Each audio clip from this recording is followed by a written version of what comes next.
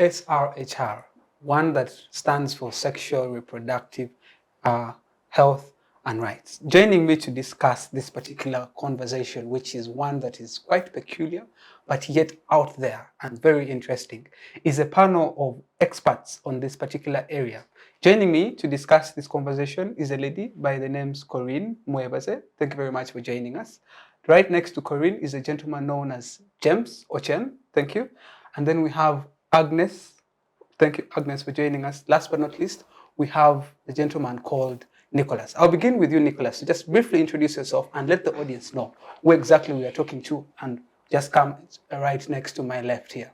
Right. Most welcome. Thank you. My name is Nicholas Omoko, and I am the National Coordinator, Nexus Youth Initiative, which is a youth-led and very young organization as well. We deal in health. Our thematic areas will be health, livelihoods, and climate change. And I love working a lot with young people. So issues that pertain young people are my drive, are what makes me tick, I would say. And sexual reproductive health and rights is one of those. And I look forward to a fruitful conversation. So yeah. Definitely. We're looking forward to having an interesting conversation. I understand currently our generation's advocacy is one that focuses on climate change. Yes. And I want to see you create the link between climate and sexual reproductive health and rights. Thank you very much, Nicholas, and I'm very happy to have you. Agnes. Yes. My name is Agnes Namuwonge. I am the Central Region Coordinator for Nexus Youth Initiative. I'm very passionate about working with the youth, and I love young people. Just like Nicholas has said, our thematic areas are health, climate change, livelihood. So I love to see the youth blossom in those areas. Thank you for having me. I'm happy to be here. Looking forward to having an interesting conversation. It always warms my heart seeing young, passionate young people speak about these issues and yet very vibrant. But we shall get into the nitty-gritties of this conversation. Very happy to have you, Agnes. Ocen, you're smiling already. Yeah, because I know I'm next. So. Please go ahead and say hello. Hi, my name is James Ocen. I am a communications associate with Challenges Uganda.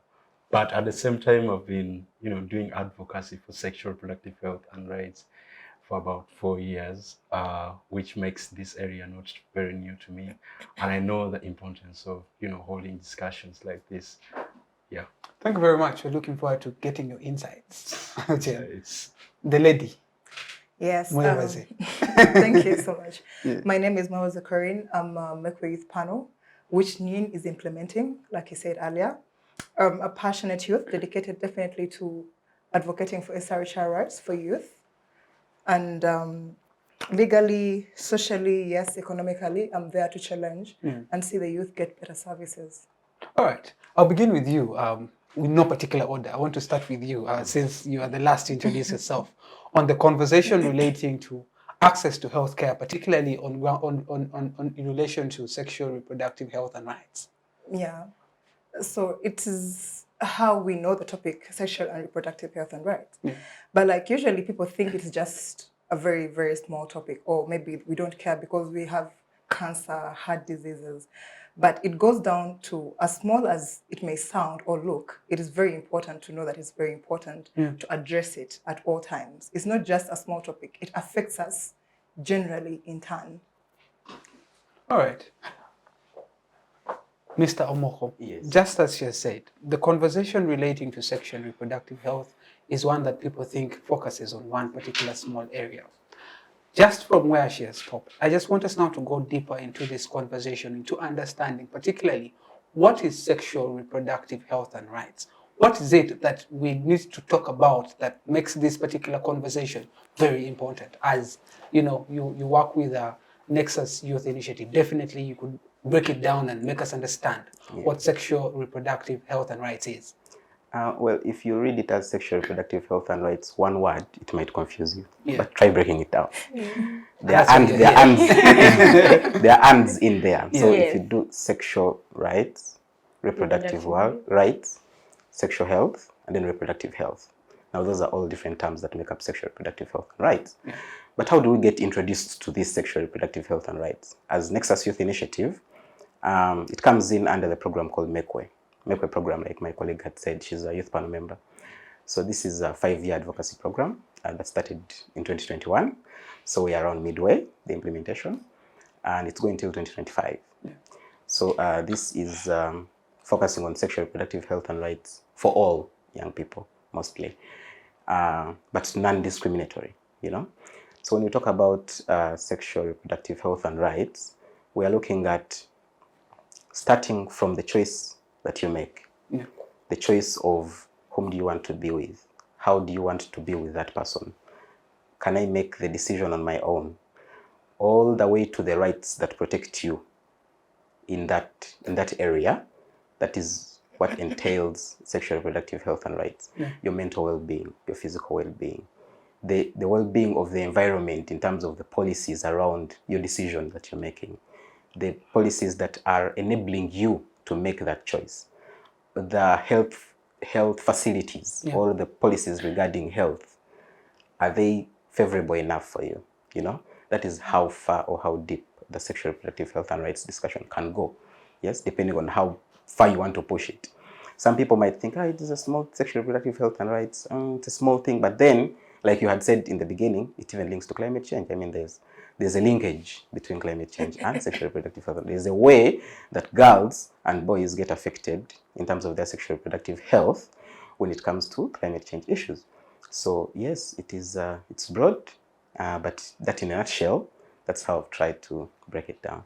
Perfect. You do a very good job making us understand. Personally, I find it hard when I'm trying to say SRHR. Like, it confuses me. In my mind, I'll be thinking, okay, what is the next letter after the R? So it's something that is for me in my own field, I find very complicated. And I believe our viewers out there also find it hard. But as experts on this area and in this field, you're definitely here to simplify our work and simplify my job into making our viewers outside there understand.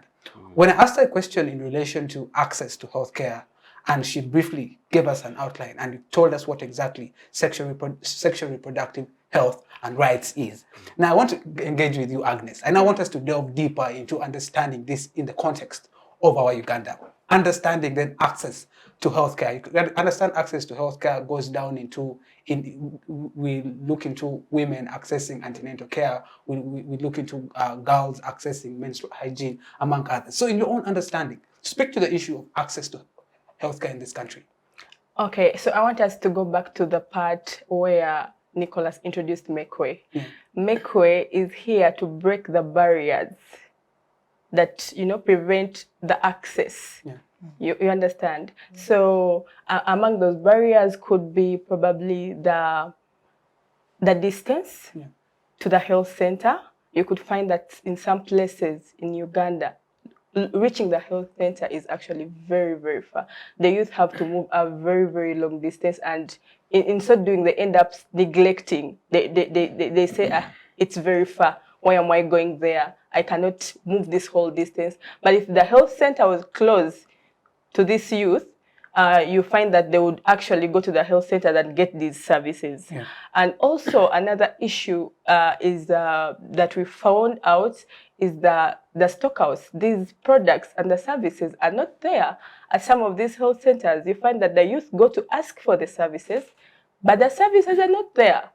So it inhibits them from getting the service, and therefore they are affected in that way. They don't make a right decision or a choice in that situation.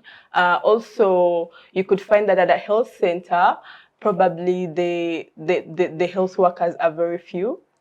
There are very few, and they cannot attend to all of the youth. So some youth end up saying, when you go to the health center, they will tell you, wait for long hours. The health workers are not enough. So they end up going back home and not getting the service. So they end up still getting effects that come from not accessing the service. And also some of the other issues are the monetary aspect. Yes. You couldn't say, but just have to sit there. You understand? Our youths do not have money. They cannot afford these things. You understand? And even in the places where these things are supposed to be free, they end up being charged for them. Yes. So they end up saying, when you go to the health center, they are going to tell you, you have to first bring such money if you want to access this service. Yet this service is supposed to be Free of charge. Free of charge, you understand? Also, the youth don't have access to the information. They do not know, like you said, it is very hard to say SR, HR. And when they hear the word, all they think of is sex. Well, SR, HR is not Just sex. It is not sex. It is a lot of things. It is menstrual health. It is reproductive health. It is a lot of things that define a person's well-being. It is things that happen to the young mothers or the mothers when they go to the maternal wards to give birth. That is all SRHR. We also have gender-based violence. It is part of SRHR.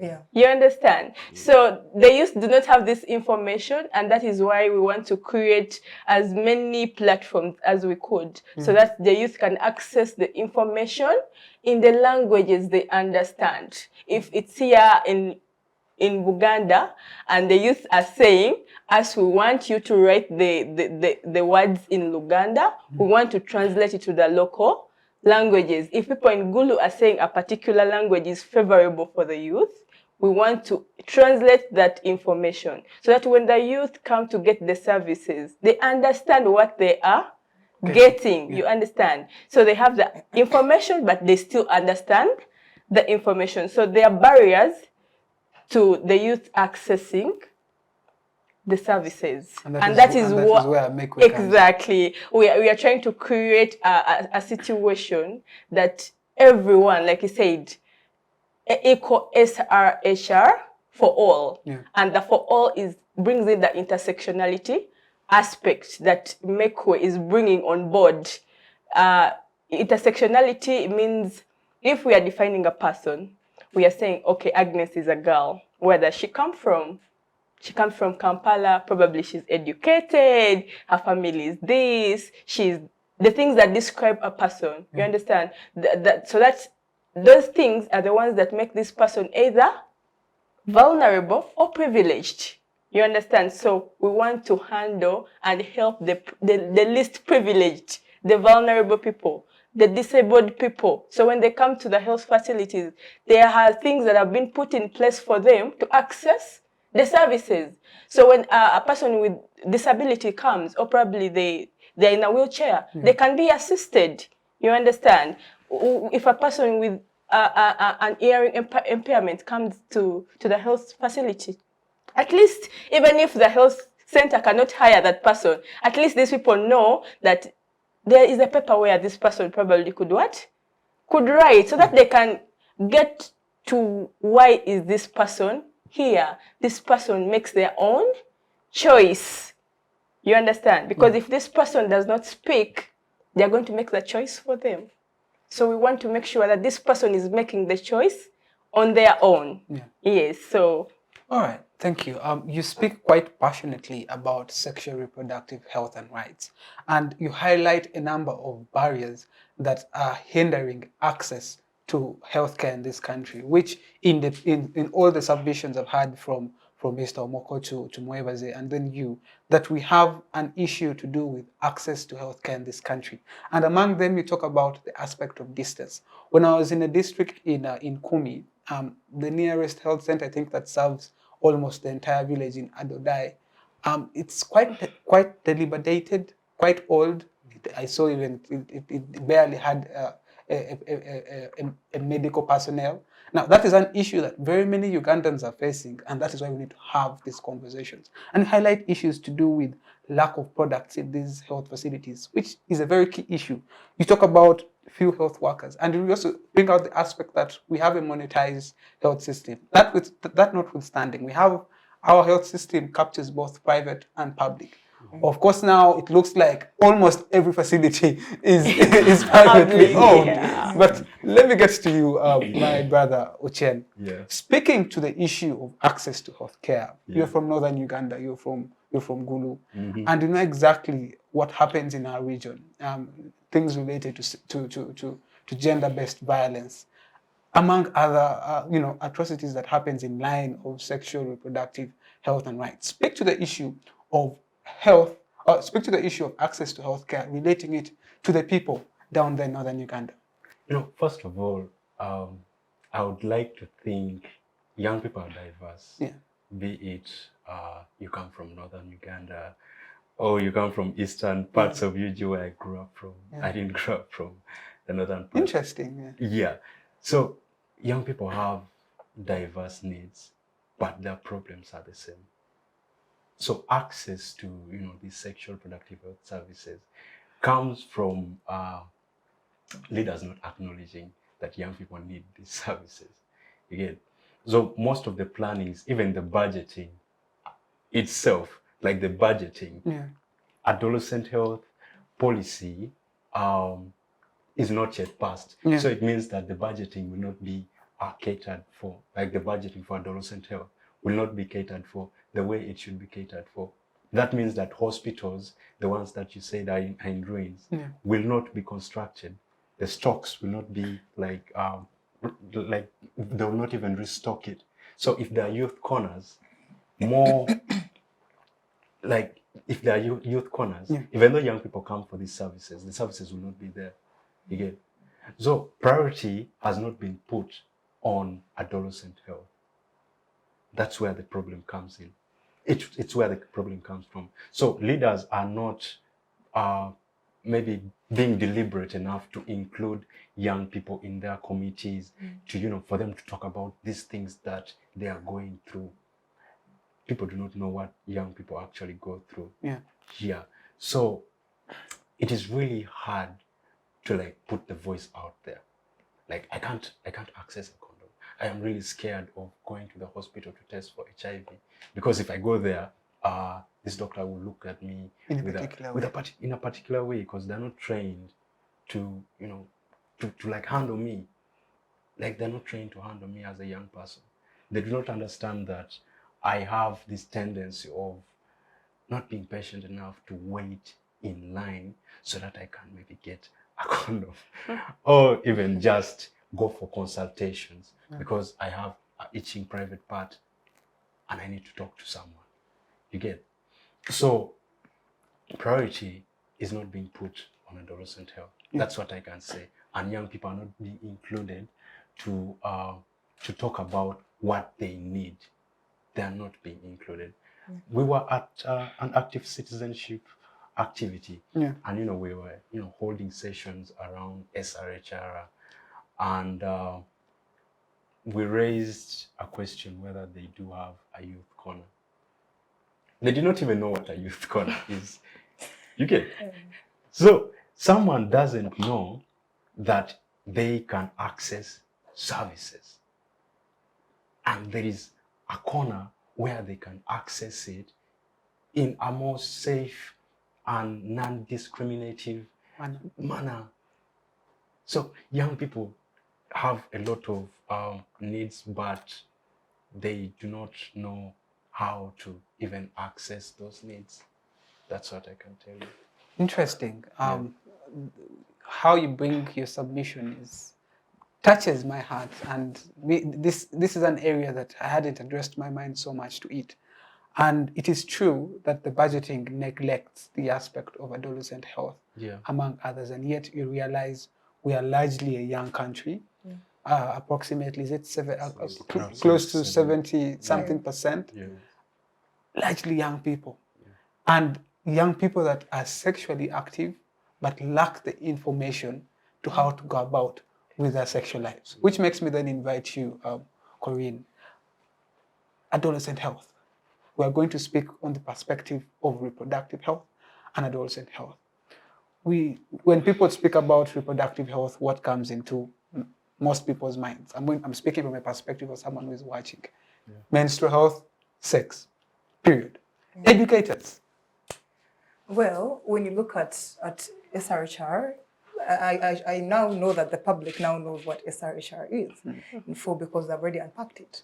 Well, it entails very many things. And most importantly, above everything, is the information you access. Sometimes we get the information of just sex, but yet there's wide information. There's menstrual hygiene, there's family planning, there is, she talks about, and all this information that we're accessing at the end of the day is going to different particular people. When you look at an adolescent, there's an age they stop at. When you look at a youth, there's an age they stop at. But then somehow, somewhere, the adolescents get the information of abstain. The youth gets the information of, you know what, use a condom. And above that, you can have a family, then do family planning because you're out of the youth bracket. But I'm here to say we are having teenage mothers. We're having a rampant number of young girls having children. Ask yourself the question of where are these young mothers having children at the age where they're telling them to abstain? Information. The information you give to this child is telling them abstain. So we start from information. Then we go to inclusive policies and laws, where we have the young people say, oh no, you don't understand enough, and maybe you're too young to think for yourself, or maybe, or probably you need time to grow into this sexual activity. But at the end of the day, it is very important to know that even these laws need to include these young people. As you said, it is 75% of the youth in Uganda. Why are we not inclusive in these policies? And when I say inclusive, I don't mean generally the word youth. When I say the youth, you tell me a youth of who has attended a bachelor's at Makerere University. No, that is where the MakeWay program says, no, we're not looking at that. We are looking at what she said, Agnes, intersectionality. We are looking at a young girl in a rural area, a young girl who's disabled, a young girl who's living probably with HIV. Irrespective of race, gender. Exactly. It compiles a lot of things. And in our different components of who we are vulnerable and we experience very many barriers to this information for starters. Because someone probably in Bara will not access probably information because, I mean, it's not being provided in Runyankole. Maybe the radios say we are going to provide the information, but we're not going to, only those with radios will listen. So those with newspapers will not be able to access it. So it depends on how this information goes, how these laws are inclusive or how these policies are inclusive at the end of the day. All right. Yeah, I would like to also add something on hers because there's a lot of gap. There's a lot of gap in information delivery as well. So some of the policies, like the school health policy, where young people are like kept for almost 10 times for that of childhood. You can't access the sexual reproductive health information in schools because the national the frameworks were drafted. The frameworks were drafted and they are beautiful. The policy was also drafted, but it has not been passed. So it means even teachers themselves, they cannot teach these things. They can't include it in the syllabuses. So it means a young person has to get information from a friend, which is internet. People have fun.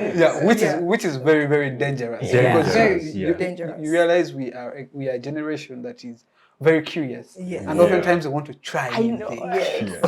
The information you find on the internet is uncensored. Which is now why I want to bring you in, Nicholas. They bring very key issues on the aspect of information. You realize we go in schools, they tell you, abstain, be faithful to your partner, and use a condom. But even at the perspective of use a condom, they somehow say it in a low tone. Now, I want you to speak to the issue of our cultural context. Our teachers are very afraid to speak to us about these issues. Our parents are also afraid to have conversations with us on these issues. How do our cultural norms and values impact sexual reproductive health and rights? And then how can we possibly change those cultural norms to help us live healthily and better? Thank you. Now, speaking of cultural norms and cultural values, you see, they were good and they are still good. But at the time when they worked best was at the time of... There was limited information. The flow of information wasn't as maybe quick or as easily accessed as this time. Back then it was wonderful. I mean, girls had an age where you would go to your senga and then they talk to you and then they give you all this information. In their minds, they trusted the senga to pass on this information to this young girl, including the boys. You had your time and then you would get that information. Those norms don't cater for the school setting now. Because now the school is, I'm getting my child and taking them to a certain teacher that I don't know. And this teacher is telling them whatever they want. The culture or the traditional norms do not trust the teacher, The teacher, yeah. to tell my girl, my boy, what to do with their sexual when it comes to SRHR. They don't know what to. They don't trust that information enough. That is why I would say that they limit the information that you give them while they're at school. They would prefer to be the ones to handle the information or to give out as the parents, to be the ones to give these girls the information. But then the time they have with the parents is the little time. They have more time with the teachers, more time at school to discuss, well, anything. Their discussions are not limited to only class. Well, out of even during class, I mean, I studied. During class, the teacher is teaching, and I'm not saying that this is a good thing, but then conversations are going on in the middle there. The hints at a small topic, and then mamas, and then you pay attention. The conversations keep coming in. But briefly, before we proceed, I remembered when in my primary school, there's a topic we loved so much. That's the topic of adolescence and puberty. And Yes. the topic, everyone would be laughing and smiling, and people would be saying, "What's this and what's that?" Exactly. And you remember, my teachers then rushed through this topic very fast because in some way or the other, they were very uncomfortable. And they were not comfortable having talking these about conversations. Now, how can we change that mindset that we're in a day and age whereby most of the time, and let me say 80% or even 90% of the time that our children spend it in school. That means they barely have time with their parents. So the only people that are trusted to give information to these children and we the young people in universities are lecturers and teachers. How can we equip those teachers and lecturers to give the children this information without being scared? For a very long time, I think the system that brings up the teachers, first of all, needs to change. For a very long time, it has been the same. These teachers are brought up to teach this girl, study, read, this young boy, study, read, compete with each other, and then pass, come out of university with your degree, and then go hunt for a job. I mean, it's very straightforward, which is a good path. I'm not saying it is a bad one. But, I mean, incorporating the life of this person that you're teaching these old things, that is where you have to first come in from. That these teachers need to change the way they package the information that they give to these girls, these young boys, these youth who are attending their classes. That is the first point. And how do they change their perspective or their understanding from who is teaching them what to teach to us? Yeah? And I think that is where it should start from. And then it shouldn't stop there, because teaching them is not the only thing that will change their minds. Them themselves taking on this information comes to the institutions that they are working in, the schools, the universities. How inclusive is the information, or how much of the information do they allow these teachers to speak about? I mean, there are health clubs in school. There are senior woman and senior man teachers in school. But then, how much of this information do they have as a school? Do you have maybe empowering programs for this senior woman, senior man teacher to tell them of, well, youth are advancing, youth are advanced. Now there is the internet. Can I tell you that maybe when you're searching the internet, you're going to find uncensored information. When you want authentic information, go to ABCD, go to this website. I mean, you cannot trust this website. Wikipedia has a lot of things. Even me, I can wake up in the morning and put anything on Wikipedia. But then I'm not going to wake up in the morning and edit the World Health Organization website. I'm not going to wake up in the morning and edit the Ministry of Health website. Yes?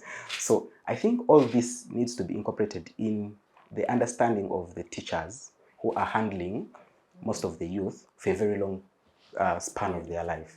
Yeah? And that's where it should start from. Perfect. Still on cultural context, Agnes. I'm someone who loves my culture. I love my name Onen so much, and I believe the other people, other Africans and young people out there who love who they are. Right?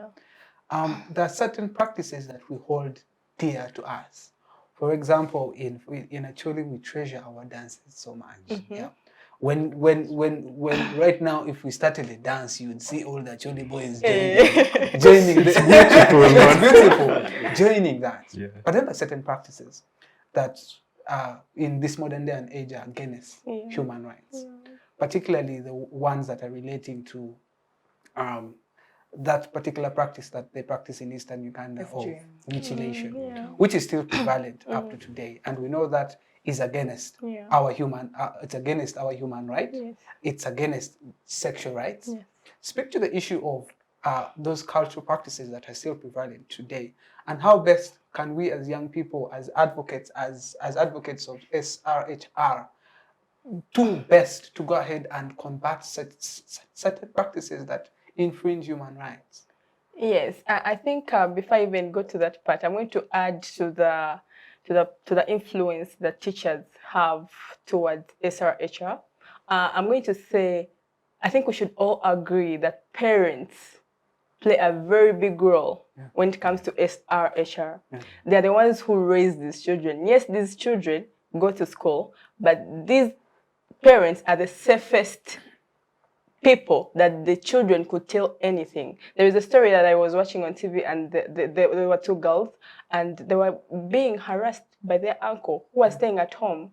But the children were not telling the mother because there is no relationship between the mother and the children. But the man kept raping them over and over again, until one day she noticed something. You know, that changes. You can see your children.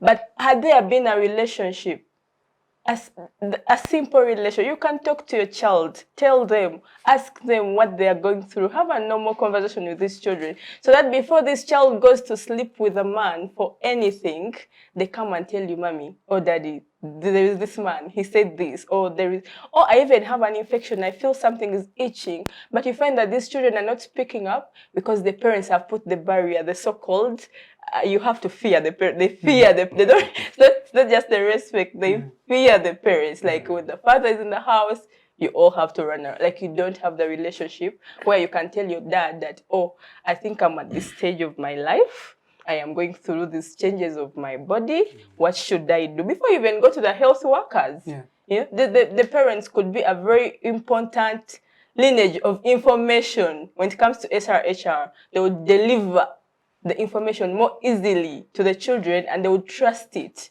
from the parents more than anyone else. And the part of the culture, that is still a very, very big issue, because however much we keep talking about it, this is something that has been there, and it's something that keeps affecting people's choices when it comes to SRHR, because someone will say, this is what my culture, the girls must do this.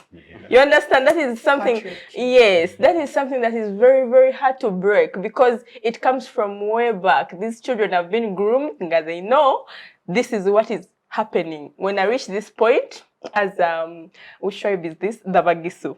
When I reach this age, I am supposed to do the embalu thing, and you know, like they don't even the safety of the embalu thing, you know, how it's carried out, all those things, they could cause infections. But because it's a culture exciting thing to do, these youth do not mind whether it's done, how it's done, the things they do after that.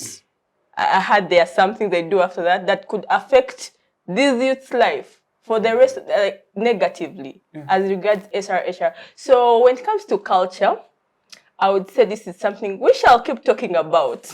But this is not something we are going to solve right now, honestly, because it's a very, very big tool that impacts many people's choices. Everyone relates to culture in our Ugandan setting. So it is very hard for you to convince the youth that, oh, it is okay to take a contraceptive. Yet, the culture is saying the man must have very many children for you to show that you're what? You're a man, you understand? So it's very hard to convince these people that, oh, as you're trying to get these very many children from these different women, you could get HIV and other infections. You understand?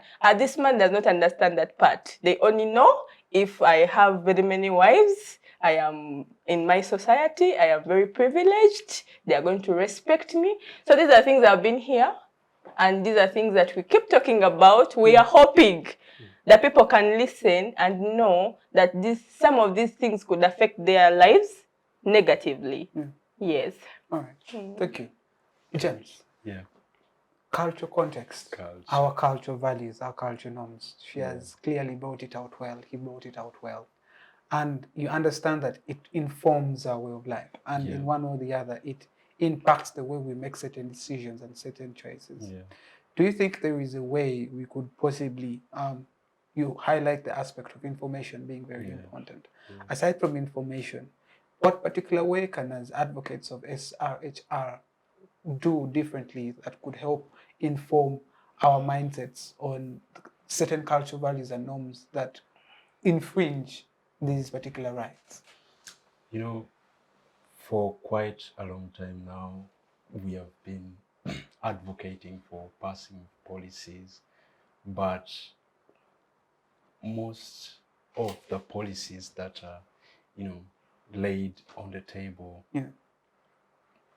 culture terms it to be culturally unacceptable. And it has been a very big block towards these policies being passed. Whether we like it or not, however bad it may look, culture still plays a very big role in, young people accessing the information that they have to access. The approach would be accepting the good practices, if at all they're there. We only know the bad practices. They are good ones too. They're good ones too. Yeah, but accepting the good practices and agreeing that they are good, and also making them understand that days are changing. Generations come and go. Things are no longer the same. Yeah. The contraceptive methods that were used back then, you can't tell me there were no contraceptive methods culturally. They are there. So those are the things that we should bring out. Like, we should inform them of how much things have changed. That the technology, the modern contraceptives, it is something that they can also use for themselves. You get? So first of all, we have to empower the cultural leaders. We have to empower the cultural leaders to accept that the sexual reproductive health related policies that we are trying to bring forward, it is just to benefit the future generation. Yeah, because there is no any other way young people would be helped if culture doesn't understand what is on board. Yeah. Definitely. You see, when you talk about culture and policies, what comes to mind is that everyone that sits on the decision-making table comes from a culture. And religion. And then they come from a certain religion. Yeah. And then they were brought up a certain way. Yeah. So these are three things. Now you have a policy on your desk that says young boys, young girls, or the youth should Have freely rights to their bodies. the right to choice. Yeah. And then your religion is telling you something else, and then your culture is also contradicting with your religion. But then maybe you also have your personal morals and your values, and they are all contradicting. So what these people need to understand, like you've said, that this is not just against culture. We're not trying to defeat culture or do away with culture. Culture is good, but then we're trying to improve the lives of the young people. That even when they are sexually active, it is safe. When they are sexually active and they get infections, they get maybe a disease or something, they have an easy way to tackle that issue. Yeah, it's not that things you're bringing are against the culture. You guys are against the culture and all that. No, it's not against culture. We're just trying to improve the lives of the people that are, well, the biggest percentage of the population of Uganda.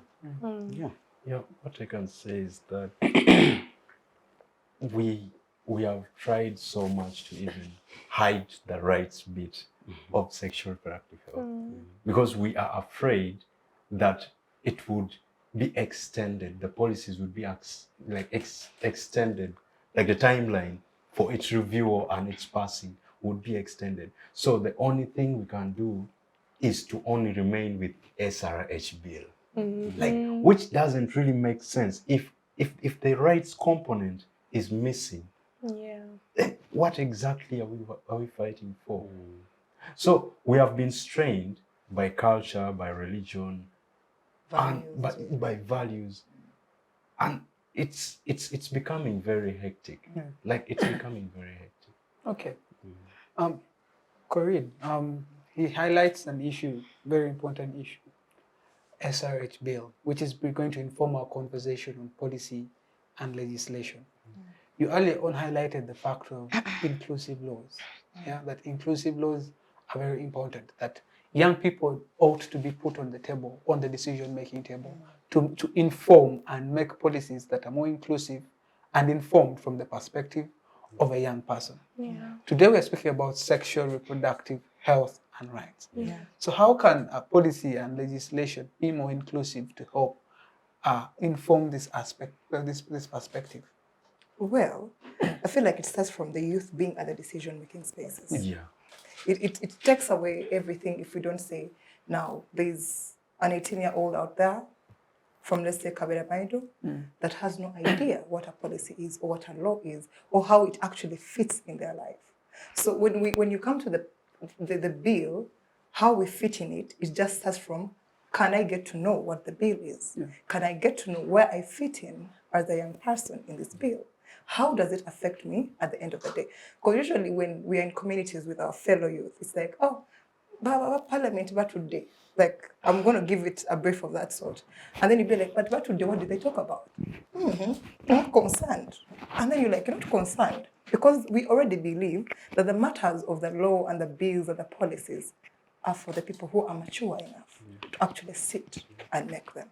But now I'm saying, here it is. And when I talk about decision-making spaces of the youth, I don't mean Coreen coming to this table. No. I mean there's a youth with a disability that needs to be on that table. There's a teenage mother that says, no, we also need our needs.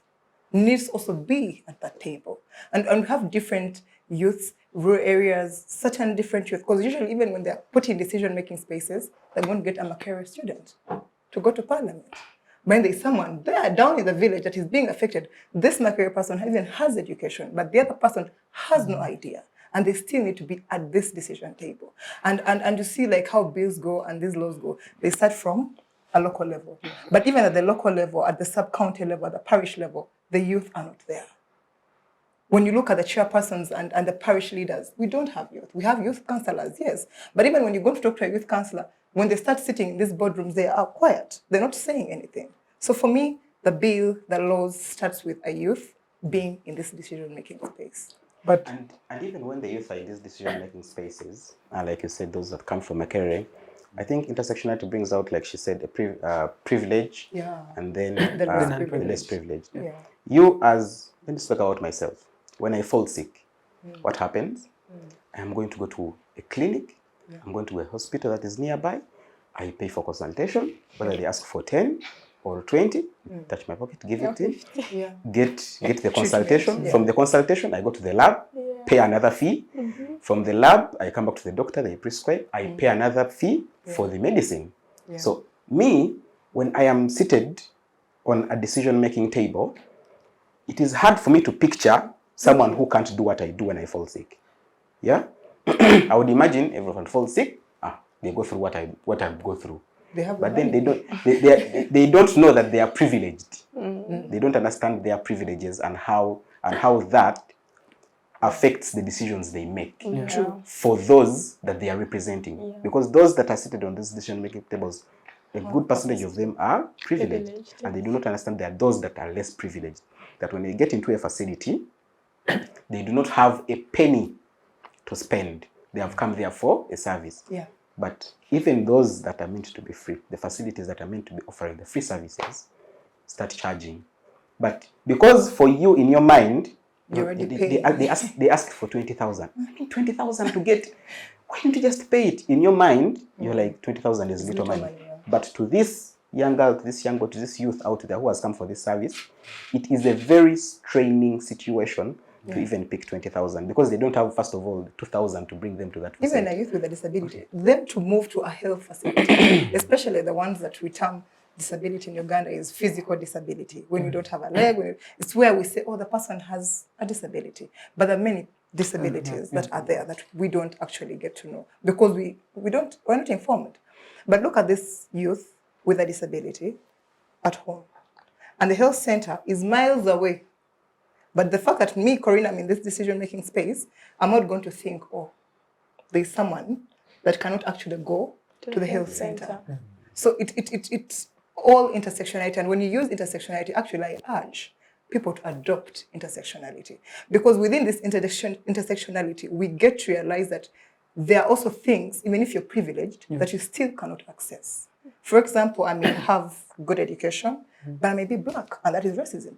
So somehow, somewhere, I'll be oppressed because of my Color. Exactly. Yeah. So if we adopt intersectionality, we will begin looking at even the human rights will make sense to us. When they say human rights, be like, oh, okay, I was once, someone did racism on me. That means someone can oppress Maybe a person. briefly before I wrap up and get to Nicholas, intersectionality, she briefly hinted it. Yeah. Unpack it in the simplest way possible for someone there who is hearing this term for the first time to understand what intersectionality is. I'm coming. You know, the first time I went for an interview, I was asked, what is intersectionality?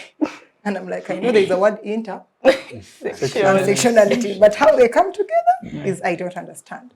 But this is intersectionality for me. I'll bring it in a small, I will just give an example of it. I'm Coreen.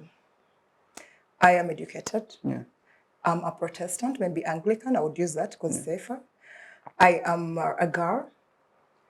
Like these three components I've said about myself, one affects the other, one way or the other. Like for example, if I'm educated, let me just bring it in this way. There is a girl that is with disability. There's a girl that is living with HIV with a disability. There's a girl that is living with HIV with a disability and does not access school. So all these things are in just one person. And those three different things hinder this youth or this young person from accessing services. So in short, intersectionality refers to concepts to how different we are in terms of class, race, the unique things about sex, us, gender, and everything in it. What makes us who we are, what makes us vulnerable and less vulnerable. What would you say someone's identities, the different identities that I have that make me up, how they come together to make me? Who you are. My education, my location, my maybe race, my even gender, my age. So in this conversation, when we look at, for the viewers out there who are trying to understand intersectionality and sexual reproductive health, let me use this. Maybe for you experts here, you'll tell me if I'm wrong. I am a male. I am a male Ugandan who is Black from northern Uganda. Now, what makes me who I am is my color, my name, and where I'm from. Your gender? Yeah, my gender, yes. My gender, my race, and possibly my class. So I would say Onen Douglas Drake is possibly privileged or less privileged. Let's say Onen Douglas Drake is less privileged. That means Onen Douglas Drake has limited access to health services. So for the person out there who is watching and they look at themselves, you're a female, you have no job, you're poor or broke, you cannot access these facilities. That is where the intersectionality comes in. And that is why tonight we're talking about sexual reproductive health and rights. But for now, we shall go for a short break and come back and talk about representation and advocacy. We highlight the aspect of health disparities and then wind up the conversation. Otherwise, it has been a very interesting half. I must say I've been very informed, but we'll be right back. Stay with us. Thank you. Digital rights are those human rights and legal rights that allow individuals to access, use, create and publish digital media or to access and use computers, other electronic devices and telecommunication networks. Digital rights include a right to freedom of expression, information and communication through technology, a right to privacy and data protection, a right to credit for personal works, a right to universal and equal digital access, a right to identity, a right to anonymity, a right to be forgotten, and a right for protection of minors, among others. The state's digital rights are frequently violated through various unfair actions, for example, blockage of websites and social networks, theft of credentials, unauthorized use of people's data for personal gain, privacy intrusion, online censorship, arrests and intimidation of online users, internet blockages, and the proliferation of laws and regulations that undermine the potential of technology to drive social, economic, and political development worldwide. It is hence every citizen's responsibility to respect rights of other digital users and to speak out or report to the responsible parties when one's rights are violated. Welcome back from that break. Right before the break, we were talking about sexual reproductive health and rights and the intersectionality that I was trying to brainstorm and understand if I've actually gotten it right. Yeah. And we highlighted aspects in relation to access to healthcare. We talked about the cultural context. And right now, we're trying to wind up on the issue of policy and legislation. She highlights a very key important issue that when we're making laws, it should be inclusive laws, that young people should be involved in all critical areas of this policy formulation, which maybe briefly, I just want us to, I don't know if it's connected. Recently, the president assented to the anti-homosexuality bill, which received backlash by United States and the World Bank. And President Joe Biden highlighted the fact that Uganda that they should revise certain aid they used to render to Uganda. And as it stands, if at all the law still stands, we shall not be in position to receive approximately 1.4 trillion Ugandan shillings, which is supposed to be treatment for persons living with HIV or AIDS. Speak to the issue of that. Do you think the policies that we are making are somehow now backfiring against us? It's going to affect very many other Ugandans? You know, the HIV streak is rising at a rampant pace. Speak to that issue, Nico. Our health systems, whatever comes with health, is largely financed by foreign aid or donor money, or money that is not domestic within Uganda. And I think now the policymakers' minds are going to be triggered towards understanding that we do not need to rely a lot on not our budget. Yeah. When you look at our budget, a very big percentage of the healthcare budget is financed by foreign funding. And now they have pulled out and they're saying that because of this law, you're not going to have access to this money. And now it's going to trigger their mind to look into their domestic finances and be like, okay, I think we need to have money within our own country that is catering for our health issues, that is catering for our health facilities, that is catering for the youth and their SRHR needs. So I think it comes as a good and a bad because, money, I wouldn't say it solves everything, but it sort of makes everything easier and solvable. Yes. So the lack thereof of that money is going to bring challenges. There's going to be a bit of a step back because HIV is a big thing and it affects very many youth that are living with it. But when we get a more sustainable solution to where to get that money from, it will make us better. Yeah. So and I'm thinking, yes, it is a good thing that happened, but it's also a bad thing that happened because the money would have helped us do a lot more good in our healthcare systems. Perfect. All right. Let me get to you, Ocen. I want us to speak to the issue of representation and advocacy, which I believe is going to apply to everyone here. Before we came on the show, when we began the show, issues relating to SRHR is one that oftentimes is neglected by numerous people out there. People think when you talk about sexual reproductive health and rights, you're talking about sex, talking about use condoms, among others. Speak to the issue of how can we therefore better the representation and advocacy in line of SRHR? You know, we talk a lot on inclusion of young people in those decision-making platforms. But before we speak about that, we need to think about like meaningful youth participation. Because what exactly are they going to say? You're putting them there. Yeah, they are they are well represented. But those who are representing these young people, are they informed? Do they know who they are targeting? Do they know the stakeholders they're supposed to like advocate for these things too? So young people, first of all, they need to be meaningfully just meaningfully involved in these platforms. Like before sending a young person out there, it could be parliament. Tell these young people, inform these young people of the SRHR trend. Yeah. Speak to the things that they should, relay out there. Yeah. Like train them on how to speak without offending the policymakers. He talked about alerting the country on, the funds that are coming in and financing even the health systems. But I think it also alerts the country on where the pressures are coming from. Yeah. They may think that it is a Western culture to, be having these rights. I understand it. So we need to just empower young people to be able to stand for themselves. Be it those who have disabilities. If they are not empowered enough, if they are not informed of how they can, go around advocacy, like it's not going to be easy for them.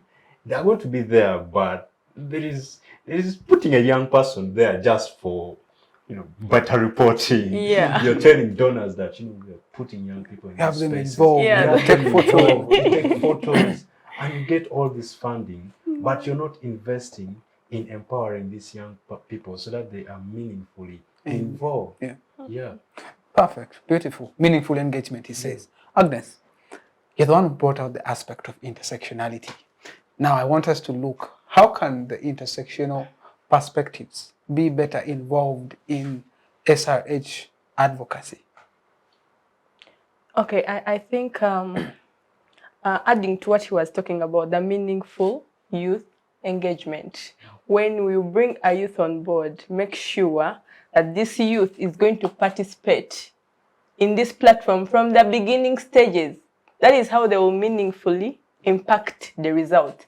But if you bring a youth and they're just going to sit on the table and they just show that, you know what, I was there, I signed, there is inclusion. I was there, I was included. Yeah. That is going to be a big problem. But also on the part of, before we blame the other people who meaningfully include the youth, we should also make sure that the youth we send to represent are in line with our advocacy goals. Yeah. You understand? Yeah. Some youths, actually the youths have failed themselves in some platforms. The platforms have been given, but the youth, they just have their own ambitions. They just, when I attend this meeting, I want to meet Mr. the other honorable, so that I talk to him behind. You understand? They do not go to speak the issues that took them there. Yeah. So that becomes a very, very big problem. The youth should be empowered, but they should also be able to represent the issues that they were told to represent. They should not have their own ambitious goals. The advocacy starts with them, because if they do not speak, if we bring the platform as NYIN, we could say that, oh, we have given you the platform. We are going to, probably there's a youth that is going to be added to a certain healthy committee. When this youth goes there, what happens? We are not there all the time to monitor. So when the youth goes there, it is the responsibility of this person to be accountable to the other fellow youth that he promised, so that the information goes back to the youth, and also the information comes from the youth to the health workers, so that there is information that is flowing. Sharing, yeah. There is info. But if this person goes there and then all they want to do is, I signed. Hey, me, you see, I sat with Mr. and Mr. Gundi when we were in this meeting. I met these people. That is going to be a very big, we are going to be advocating for nothing. I took these photos. Yeah. We are going to be wasting our time, because we invest a lot of money in making sure that you are informed, you know your rights. Since you have a right to be on a youth committee that health workers have accepted, they bring you to on board, and when you reach on board, guess what? You say nothing. The youth don't know what's going on. Also, the health workers don't know what's going on. What was the point of the advocacy there? So we also need to make sure that the people that we bring to represent us are in line with our goals and objectives. Yes. All right. Coreen, Yes, please. they talk about meaningful engagement and meaningful engagement on all perspectives of advocacy. Yeah. And they highlight the issue of information being very key. I wouldn't want us to have this conversation and fail to talk about representation, advocacy, and then talk about climate change and climate justice in relation to SRHR. You realize that the representation, the advocacy in line of sexual reproductive health and rights and climate change, in my opinion, is a double injustice. The persons who are greatly affected on grounds of climate are women. And when it comes to sexual reproductive health and rights, most persons who are affected are women. Statistically proven, women are more prone to disasters because of climate change than men. Statistically proven, the girl child is in position not to complete secondary school because of climate change than the men. Statistically proven, women, when you find 100 poor boys or men aged 25 to 35, you'll get 167 poor women. So that means the conversation relating to SRHR and climate change are very important. Speak to the issue of SRHR, climate justice, representation, and advocacy. Just package it in your submission. Well, I don't know how let me just give you a little example to just package it. Yeah. So I was in this session and someone talked about how the youth in a particular district in Uganda the girls have to go and collect firewood. And on the way to collect firewood, they're not in school. When I'm talking about young girls, I mean girls between the age of 13 to 17 and 18. Now, these young girls, first of all, are going to a further place to collect firewood. Secondly, they are girls, which makes them more vulnerable. Yeah. And we're looking at firewood and collecting from the forest. The risks. So this girl, on the way to collecting firewood, there is defilement, there is rape, and now it comes back to this side of why is my girl child, because she's responsible as a girl, patriarchy, a girl is supposed to go and cook and collect firewood and do this and do this. The gender roles and responsibilities. Gender roles and responsibilities. Now this girl is unsafe, the distance, they're being raped, they're not having safe sex. That is HIV alone, altogether. That is one example I'm giving you. The second small example is that when I was still in a conference, someone brought a pad, sanitary towels, and said, there are two types of sanitary pads. There's this and there's this. This is fiber, and I don't know how they described the other because that was a very big word that I couldn't understand. And they said, what do you think affects the environment most? And we all said, oh, we don't know that pads are made out of materials that need concern climate. For the years I've been a girl, I've used, probably from the age of 12, I've used sanitary towels, but it has never come to my mind. They have to actually produce these things from, environmental disastrous. Exactly. So I sit back, I'm like, okay, all along, for all these years, I've affected Uganda as one person. And we're having women having a higher population than men. That is why in turn it affects us, because we're using the most products.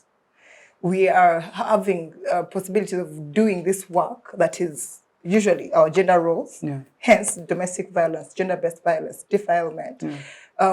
Still in turn with the sanitary pads. And I can imagine how much do you think all this together will affect climate at the end of the day. And put this also in these industries producing the fumes and everything all together. How do you think climate will come in hand with that? All right. Thank you. Nicholas, she highlights the aspect of gender roles and responsibilities. That example of the girl child who, because of gender roles and responsibilities due to our African culture, the possibilities or the dangers that she's exposed to, rape, defilement, among other atrocities that she could find along the way. I want us to highlight mental health. Mental health informs sexual reproductive health as well.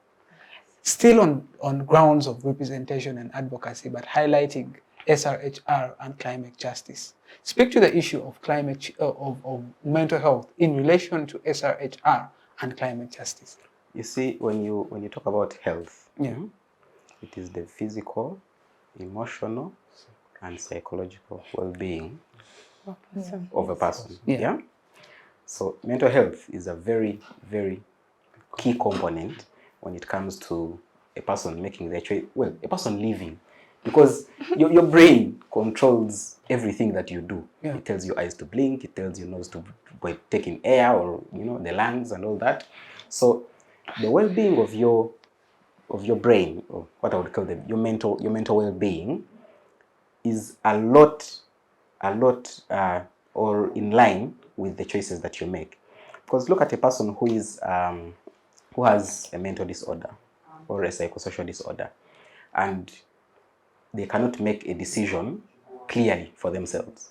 Yeah, the person they will entrust to make that decision for them will make the decision based on them, not based on the person they are making it for.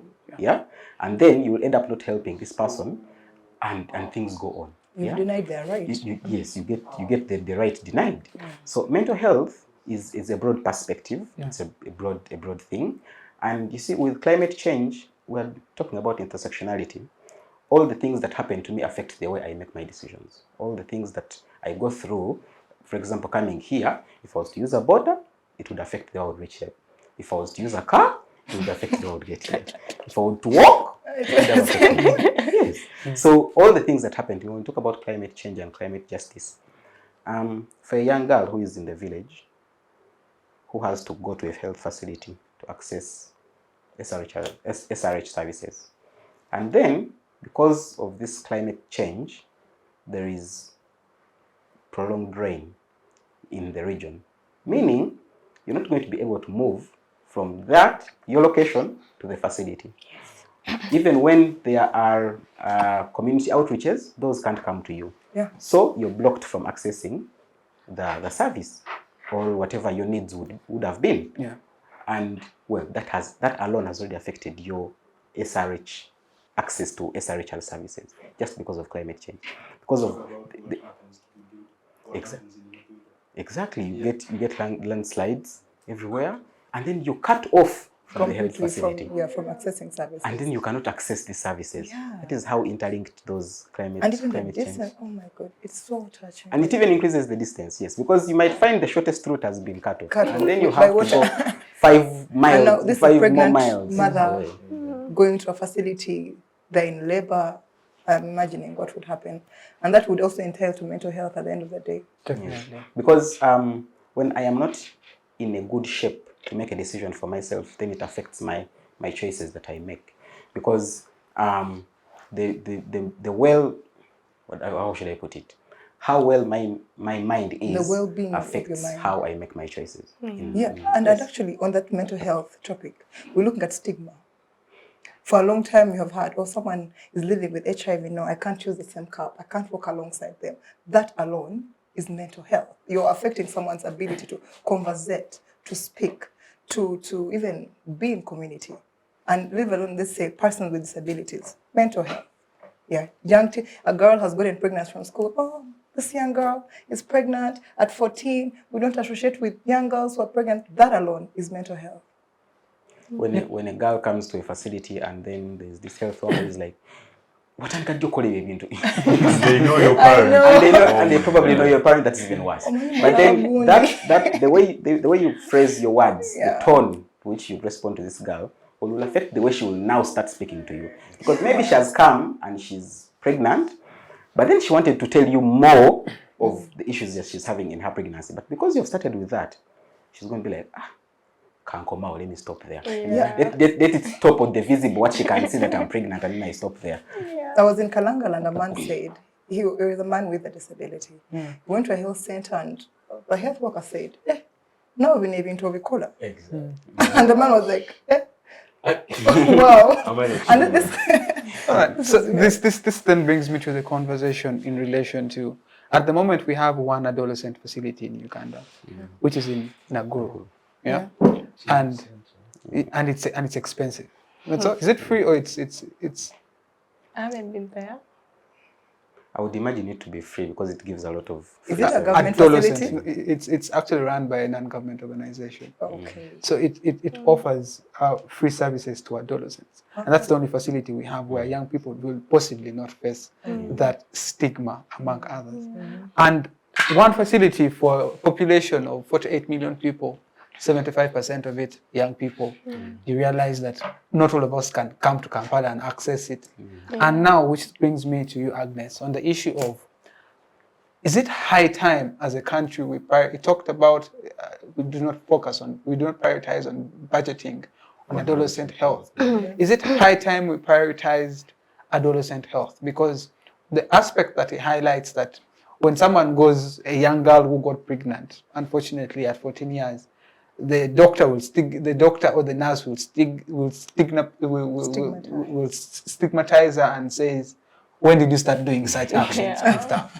And that alone can make that particular person afraid to speak, affects her mental health, and in one way they even affect the baby that she is carrying. Is it high time we adopted such adolescent-friendly health facilities across the country?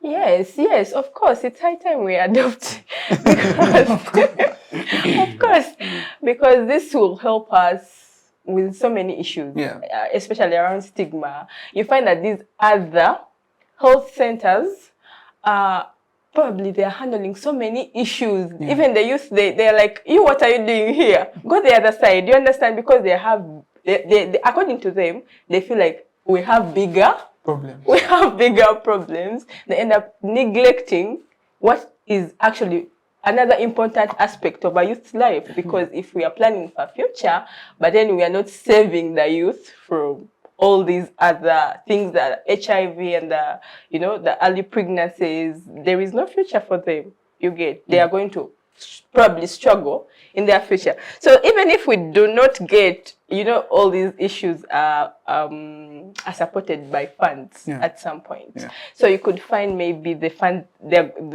stakeholders are saying the funds are not what? They are not there. Now we could adopt, like he said, where we have youth corners at health centers. Let there be a youth-friendly corner where youth move freely and function. Yes, not just there, just to show that in our reports we have a youth corner, all those things. But let it be functional. When they are allocating health workers to these facilities, let there be youth health workers who understand these issues, so that when I come to her or to him, he's not going to say, but so-and-so's daughter, really? They're going to look at me as their daughter, because, like we said, culture. It comes back like, why is she still in school? Why is she having sex? But now she's pregnant. Why is a boy getting a condom? All these things. Actually, a health worker last time when in our meeting was like, but also the youth, can they abstain? But we are trying to explain to them that instead of them hiding and having these things behind the doors and getting all these infections, why don't we give them the information so they can make a choice? You rather have a safe decision, so to save this child, instead of you pretending that this is not happening. It is actually happening, and it is a problem. We are bringing it on table, and we are saying, this is the evidence. The girls are getting pregnant. You can see it on your own. How do we solve this issue? How do we save these pregnant mothers, these teenage mothers, from dying or from getting infected? Let them get this information as well. You get. So I think these health centers should adopt, even if we don't build. They should adopt and have these friendly youth corners where youth can freely enter and ask for their services without being stigmatized, without fearing, explain all the details of their sickness and infection without fearing, so that they get the proper treatment. Yes, so that is what I think. And you see, when you speak about youth-friendly corners, it's not just about having a corner for the youth to go maybe you should paint for us a picture of what a youth-friendly corner is. Because someone may think you maybe enter in the hospital and then you go to a corner there and then you see, yes, it can be a section of the hospital or the facility that youth, please go that side, and that is where you'll be attended to. But it comes down to, well, who is attending to the youth when they go to these youth corners. Youth are more free, or they feel more relaxed and less pressured when they're speaking to a fellow youth. When they find a health worker that is of their age. It is easier for me to come to you and say, you know what, I have this and that, that is, I'm itchy down there, how can you help me? And the conversation would flow easily, as compared to me going to someone who is elderly or older than I am by a significant age. Because I might be 24 and the other one is 25, that's still older. But yes, and it's much easier when they are speaking to their fellow youth. That is one. Then two, these health workers, how do they receive the youth? When they come into the facility, how are they received? You know, the attitude, how you package yourself to receive this youth will determine whether they will speak to you or they will just smear whatever they had come to say on just the surface and then move away. Why? Because you might be a youth doctor or a young health worker, but then for you, when the youth come in, you're always, well, yelling at them. No one likes to be yelled at, either by a young person or even by an adult, or a grown-up person. So yes, these youth corners, it's not just about having a space, it's about making these services that are provided more youth-friendly. That when I get into a facility, I do not want my dad to be on the line, the other side, and then the condom dispenser is right there next to him. I mean, I am not going to pick that condom. Even if I had come freely knowing that I'm going to pick it, I will not pick it. You would sit in the line and say you have a stomach ache. Somehow you have to go back and have sex. Somehow, I have to go and have sex. So I would be like, you know what? It is what it is. I was going to pull out. I was going to use a condom, but I think let me just pull out. Now pull out has timing. You know? Then you're also not sure of that you're not sure of the person's status. You're not sure of your own status, maybe. You know? Things like that. When I come into a facility, you might put a youth corner, and then it is right next to where you're handling the elderly persons, all those that are mature. And then when I come, I'm speaking from here, and then this person is also here. And I'm like, this young girl. But then if I to put this conversation into the realistic sense in our country, we know the challenge to do with the corruption that happens and all that. Do you think it's a practical, is it practical? Can we actually achieve it? Because we need it as a country. It is something that we need, because right now there is a rampant increase of HIV or AIDS. Right now, very many young people are having unprotected sex. And right now, many people are getting infections. And we see what is happening. We are a young country with very sexually active and do not have information at our home. Is it achievable? Is it practical? James? First of all, we just need to be very practical about these things. You know, a condom dispenser at a health center. Sometimes I take ages without going to a health center. But there is that one spot in the community where I always hang down.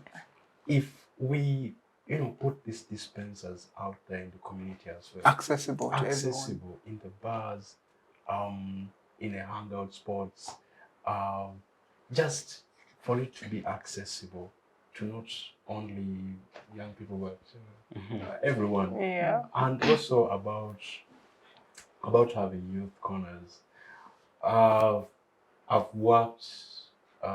implemented a lot of projects that work directly with health facilities, more especially like focused on the adolescent health wing. And most of the hardships is on, we don't have space, we don't have like the money to build another structure for young people. You're telling us to build this youth corner, but we don't have the money. And it would not make sense. Like, for a space to be safe, does it have to be real? well structured. No, it just has to be a space where young people Can freely. can freely go and do consultations, talk about the things that they are going through. Even you can have like an STI testing kit just available there. Like, we shouldn't think so much on the budgeting because it would limit us a lot. We should look at what we can work with. If the community can like provide iron sheets, I know iron sheet was strong. So if the community can, come out and be like, we're going to provide iron sheets for this for the health center so that the youth can have their own like Safe space. a safe space. Now that would come with the help, of course, of the development partners, the government, among others. Exactly. Yeah. So we shouldn't like just elongate progress, really. We should think outside the box. If this is not happening, if young people are not going to the health centers, how exactly can we push outreaches on a more frequent basis? How can we work with non-government organizations to reach out to our young people? If we cannot do that, how do we bring them on board to like empower health workers to know how to give not on a youth-friendly service, but an inclusive service, for that matter. Yeah. You talked about someone on a wheelchair coming and asking them funny questions. Yes. Like, how can we empower health workers to be more Inclusive. more welcoming, more inclusive, And treating everyone equally. equally, Yeah. exactly. So it has to just start with the community accepting that young people need these services. There are and some they should actually do it. health workers. You had spoken about health workers, and I wanted to just bring in this. There are some health workers who are elderly, and the youth feel very comfortable talking to them because of the way they speak to them. Exactly. They know they handle them in a way that is very welcoming. And every time I get to a facility, Maybe before you proceed, when I was a kid, there was this community clinic that was next to the old bus park in Gulu. And there's this old lady who used to give me injections on the palm. So every time I came inside,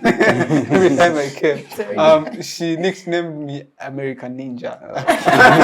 we used to watch that action movie those days when we were kids. So every time I used to get an injection, I used to say American Ninja.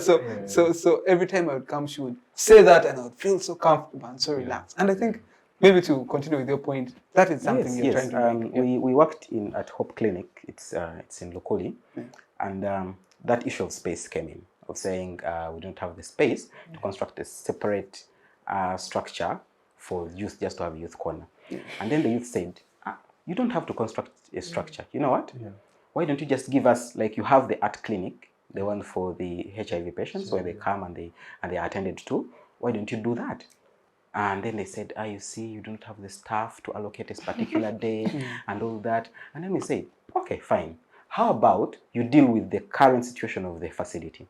How about you just make it a little bit more friendly, more youth-friendly? And we said, okay, when a youth comes in, how do you receive them? Do you just say, go to this doctor? Or you give them the available options? Like, are you comfortable speaking to the male doctor or comfortable speaking to the female doctor? Are you comfortable speaking to an elderly one or someone who is a little bit, And you forego such things, but then they make the person who has come to receive this service feel more comfortable making the decision. Because when they go in and they have no choice but to speak to that doctor, then it will limit based on how that doctor responds to them. If I see that they are elderly, and then maybe they may not talk about the scratches. Let me just talk about. Let me just talk about the stomachache. I'll come back tomorrow when maybe another doctor is available. Okay, so it's not about just the space. We were in a discussion with the MakeWay division leaders recently, and they had suggested that, you know what, how about we get a day, and then we have youth come to the division headquarters, maybe have services, put up different clinics where services are being provided. There are consultations, those of HIV maybe, and then those who are contraceptive, family planning, and everything. So it is a space just for the youth. It is one day, maybe a month, maybe a quarter, maybe biannually, so that there is that one day that it's a starting point for the youth to be like, okay, if I cannot go to this health facility, maybe let me wait. I'll get the information on this other day. Because I know on that day, they have decided to focus on the youth. Everything that is on that day will be focusing towards the youth. And, well, there are emergencies that come in. You can't all wait for that one day. So that is where these different facilities come in. The reason as to why private facilities function better than government facilities, because the other side, you've paid your money, so you demand accountability for your money. Yeah? And then the government facilities, I think the doctors feel like you have not paid, yet they charge you. This is taxes. Yes. I mean, you pay taxes, but then they feel like you've not picked money from your pocket to give them, for them to give you that service. And then they do not feel like they're accountable to you, just because they're accountable to the government. Yes. And I think the issue of space just comes in how do you look at it. I look youth corner, then you think they have to have a particular structure directed towards the youth. 2 hours of from Monday to Friday, and say maybe 2 hours on Wednesday. We're welcoming the youth. It doesn't have to be a structure, and it's achievable. Answering the question, it's very achievable. That is why we're speaking about representation and advocacy. As advocates of SRHR, you should definitely maybe come up with a policy framework and see how to engage policymakers, you see how to engage the Ministry of Gender and Labor. And you come up with something that is practical and achievable for the young people. It's something that we need, by the way. It's actually in the Ministry of Health. It is there. There is even a guideline. There is even a book that shows you when a youth comes. Have you demanded for it? Have you pushed for it? What we are advocating for. Apparently, this is what happens. Me, I feel like sometimes just lack of information. That the youth don't realize that they actually are able to access these services sometimes. Like, I attended the Youth Annual Festival this year, and I went to this place where I expected every youth to be, because we have very many youth in Uganda. And it was at Akamwesi Gardens. And I don't find the youth there. Why? Why don't they did not know it was there? Because every youth would be like, oh, okay, there's something for us to go to. But some people actually knew, but are not interested. Not really. But you see, what the information, like you say, it's about interest. What information are you giving to this youth? What is going to take their interest? I'm not saying, well, usually we say, write this statement. We youth don't like reading a lot of things, but we can see pictures and be like, there's going to be a very good thing. When you design properly the festival, there is music, there is dance, there is food. Come on, every youth would want to go for that. So you're advocating that when we are codifying information, we need to codify information in a way that is friendly to the young people. Youth-friendly, because at the end of the day, you can as well post very many jobs with very many wordings, and people will be like, there are no jobs. That's very true. That's very true. But the youth-friendly service policy is actually, it's there, but these policies are not being implemented. I met only one health center in Kalangala. No, me, I'm going to be a judge because I went there to Kalangala, to Health Center 3, and they had this policy. A youth-friendly corner was there. It was very active. It was very functional. I almost told the doctor, you know what? Adopt me. How the in charge was? I was like, how do you manage to do this? The corner was there. The records were there showing you the youth come into these spaces. They ask them, when did you last have sex? When did you, how are you feeling? And the Ministry of Health book was also there to indicate what questions the doctors actually supposed to ask from the youth or the adolescents. So me, I saw it working. Working somewhere there in the village. So now that is why it's all your mandates on this panel as activists, as advocates, to push out the information out there. And if you're partnering with partners like Ministry of Health, among others, let it be known to the young people out there. And maybe as we reach towards the end of the conversation, something we have not talked about, menstrual health. And I cannot leave the conversation without us tackling that. That alone, the aspect of menstrual health and menstrual hygiene is one that sees very many young girls drop out of school. And to me, it breaks my heart. In my village down there in Kochongaho, in Omoko district, I see how getting a pad that possibly costs, how much is a pad? 3,500. 3,000 for a stable one. Then the other is 3,000. The lowest Sounds is 2,000. 2,000 is at least the minimum. Now, that alone, it's very hard for a young girl to get 2,000 or 3,500 to access and buy a pad. That's a witch lunch, bro. you see, and that is something that is serious. That is something that I want us to speak about. Everyone, just quickly pick your minds on the issue of menstrual, or your minds on menstrual health and hygiene. I'll begin with you, then I come this side. Yes, you see, menstrual hygiene, a lot of it goes to the women and the girls, but also the boys are included in it. Yeah. Because then when they understand that the women need this kind of hygiene at this time, at this particular time of the month, then they know how best to respond when they know what is needed. You know, it's about having what is clean for you.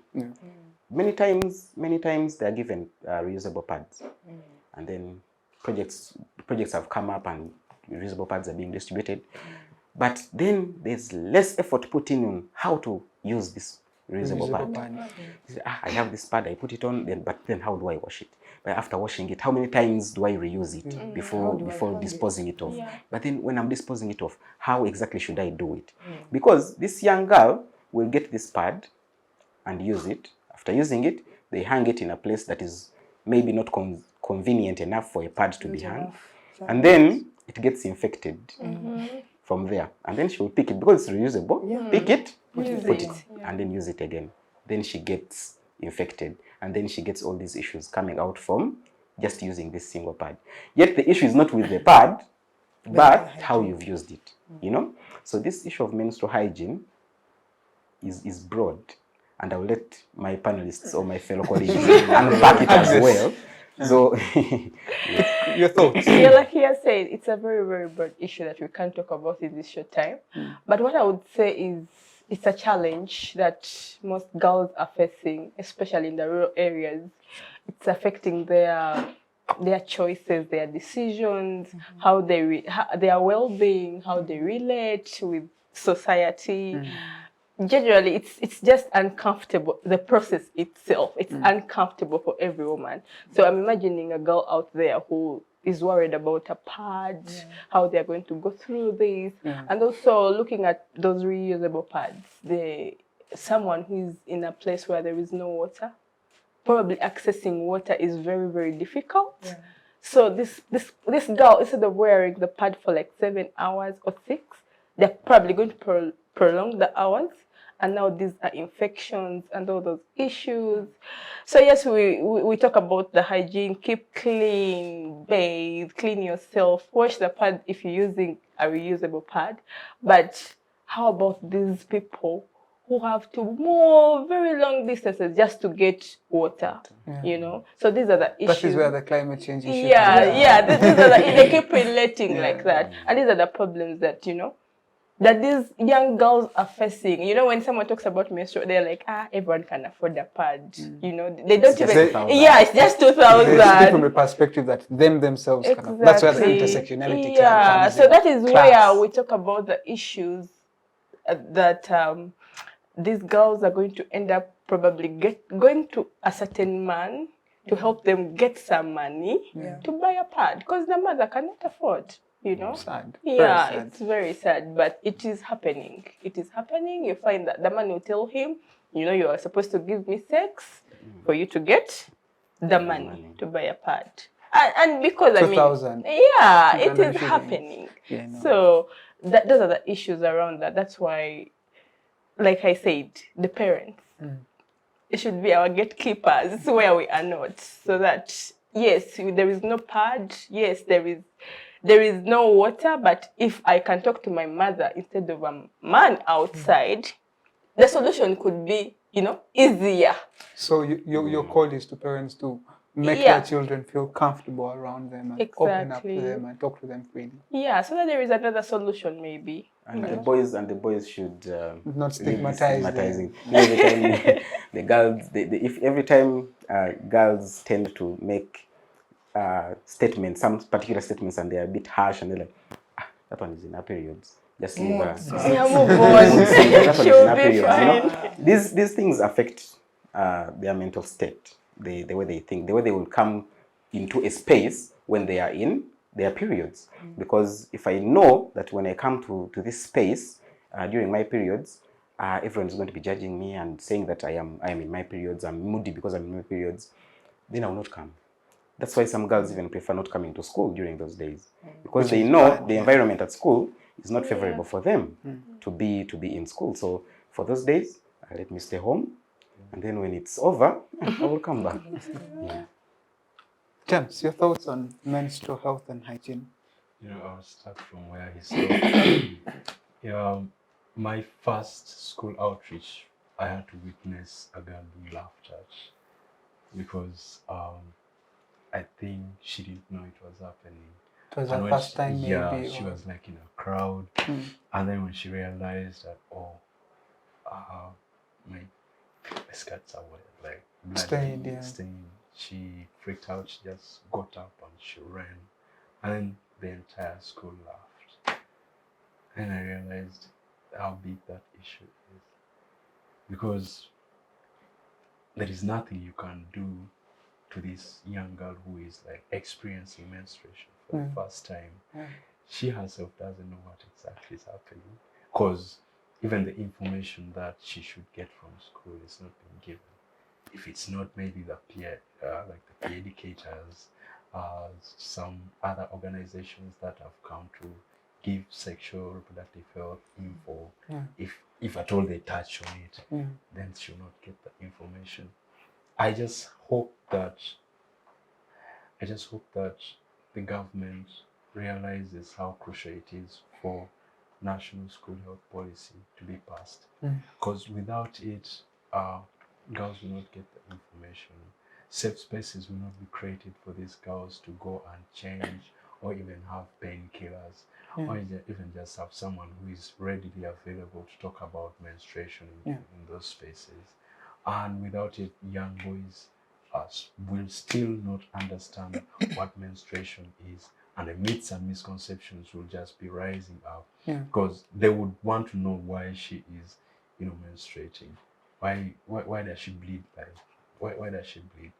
And a lot of information will be given to him, which of course he had. So the cycle of myths and misconceptions, misinformation, and the agony of being seen different, being looked at as a curse, it would keep on continuing. The mental health would, just spike, would just go high. The performances in school will really decrease, will deteriorate. Like, the policy has to be passed so that age-appropriate information is given to these young people. True. That's what I can say. Thank you. That's powerful. When you talk about that particular experience you had, I think it happens. Usually, girls begin their period. Others begin at age 9, 10, and they're still in primary school. Early, And our brothers and sisters who are in primary do not understand these things, and then they laugh at that particular girl, and that girl's esteem will drop even when she's walking into the class the next day. She will not be the same, and that's very dangerous for a young person. But let me quickly get your thoughts. Well, personally, I feel like I have two things I would say about that. The first reason is men should engage in this menstrual hygiene topic. It's not about a woman, it still entails the man. Because at the end of the day, when these infections come, you will still have sex with these men who will again go and have sex with other women, and on and on and on. So it's very important to normalize this conversation, especially around men or a boy child. And then for me, it is, if the pads and the disposables are becoming too expensive, because everywhere I go, I say, why doesn't the government give free pads? Instead of giving Free condoms, because I feel like sexual is you willingly Sex is go voluntary. and have sex, but menstruation is nature. It happens. You have no control over it, and they've given me reasons of it cannot happen, and the money and the budget and everything. But again, the government can as well say, but in all these schools, let us put at least a jerrycan of water. Emphasize that general hygiene. It's not there. You go to these out-of-reach districts, and a girl cannot access water. They're in school, they have to wash up their disposable pads, and they cannot access this water. Clean So water. why don't they say, we put initiatives of saying, every toilet, every place or school, especially where these young girls are, or communities, let them, because they can do it. It's the government. If they've constructed toilets before in places that they couldn't construct them, they can make it a policy to actually say, know what, every place should have water and clean water for these young girls to actually use when they're in these spaces. Because it's very uncomfortable still to sit in a pad for 12 hours. It is really uncomfortable. School goes from 8 or 7 to about 5. So this girl is supposed to leave school like after lunch and then go back home, and no, the rest of the day is turned off. But if this water is there, they can go wash up and go back to class. I feel like if they can't do the pads of saying, oh, we're giving them to, because I've had an argument very many times and I've gotten my feedback of it's a lot of money, this and this, but I feel it would be the best way to go. And if they can't do that, can they please emphasize that clean water and a jerry can for their spaces? And there are very many ways they can easily make these pads accessible to these young girls. If they cannot provide the free pads, well, the private sector handles a lot of the pads, you know, they purchase and then they sell. Why don't you reduce the taxes on those pads? Yeah. Because then this person who is selling reduces on the cost, On the because cost. the taxes have gone down, which means the cost of the pad will go down. And then, you know, Which makes it more accessible and affordable. Yes, yes. All right. Thank you very much. It's been an interesting conversation. And I, for one, I myself learned a lot from these brilliant minds, these brilliant advocates and activists. I don't know which, but I think you're all, you're advocates, or you're activists of SRHR, which is a beautiful thing. And from me to you, I must say I'm very happy and humbled that I've had the opportunity to host you, moderate you in this particular conversation. And for our viewers out there who have been watching, I believe you can leave the comments in the comment section. And if you want to get in touch with them as they give their concluding remarks, you could they'll tell you where to get them and how to be part of the programs that they're initiating. Maybe in less than a minute on all of you, I'll just quickly get your concluding remarks and tell the viewers how they can access you and where they can get you from. I'll begin with the lady here. Well, my concluding remarks: youth really matter, and all services must be accessed, especially SRHR services. Well, as the MakeWay, we have our spaces on social media. You can access us at Panel Youth on Twitter. Well, we shall be available for you. We have TikTok too, Youth Panel. Say we have TikTok. You can also engage with us. We'll listen to you and we'll be ready to cooperate with you. Beautiful. Thank you. James, concluding remarks. Yeah, so me, I would say without policies that are, you know, that are favorable, without an environment that that really allows young people to access sexual reproductive health and rights, we shall still go on and on, you know, talking about these things centuries to come. But if those policies are passed, It will be very it good. will be very Especially good. that national health, National insurance policy. national health school policy. It has been Please. shelved for over 20 years. We have very many ESCs. We have so many, but for Exactly. that one at least, But the ESC is progressing though, yeah, it is. Yeah. without the right split. And the comprehensive bit of it. Exactly. So my cry is just to the policymakers. I know there has been a lot of reviews, a lot of meetings, a lot of engagements, but it's about time we just put these policies just pull it out of our shelves and pass it and implement it, because young people need these services. And if you want to find me, you can check out my LinkedIn. It's James Ocen without the C. I know. It's without the H. It's without the H. It's Yeah. Ocen without the And H. see, Yeah. see. So you are that true, actually. Let us have Okay, Agnes. so my last remarks to the youth and the young people out there: you should speak up. When you go to the health center, you are entitled You have a to right. receive these services. It is your right to get treated. It is your right to get these services. Yeah, you are entitled, so you don't fear when you go. You speak and you get served. Yeah, because some of the issues come around the youth not speaking, actually, not requesting, because they don't know that they're actually entitled and they have a right to access these services. Yes, and where you should get me, I think I'm going to give you our organization pages. NYIN Uganda, we're on Instagram, we're on LinkedIn, Facebook, Twitter. Yeah. All right. We'll look up. Mr. Nicholas. Yes. My concluding remarks. Let me just say sexual reproductive health and rights for all. Because then we shall be a much happier youth age or youth group when that is achieved. But also policymakers, when they come to meetings and dialogues that NGOs hold with them. It's not for you to just sit on that information. Please act on it. It's not just for you to come, eat the food and get the transport. The refund. You sign. Please act on the information. It's not just for you to just sit back and be like, okay, I attended. It's not for us to account to the donor. It is for you to make something out of that information and make a difference. So yes, Nexus Youth Initiative, we sit at Plot 4, Kololo Avenue, and that is next to Acacia, just next to the Capital FM offices. And that is where we sit. You can come in anytime and we can have a chat. Or you can follow us on our pages, Nexus Youth Initiative or NYIN Uganda, Twitter, Instagram, LinkedIn, and Facebook. All right. Oh, I forgot something about civil society organizations, because right now they do play a very big part in bridging the gap in access to sexual reproductive health services and also information.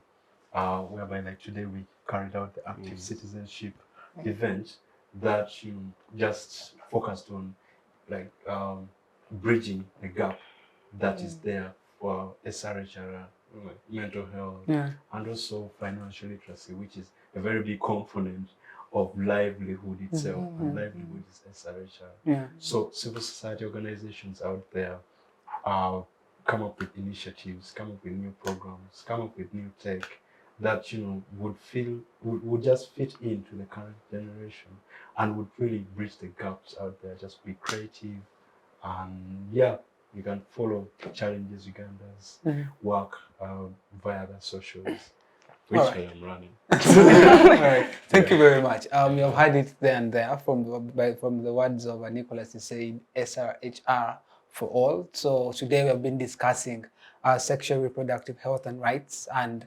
intersectionality, and my panel has been quite interesting and very informed on what they've been giving us. Otherwise, my name is Douglas Onen. I've been your host or moderator for today's conversation. Please do follow, and see you again same time, same place next week. Bye-bye.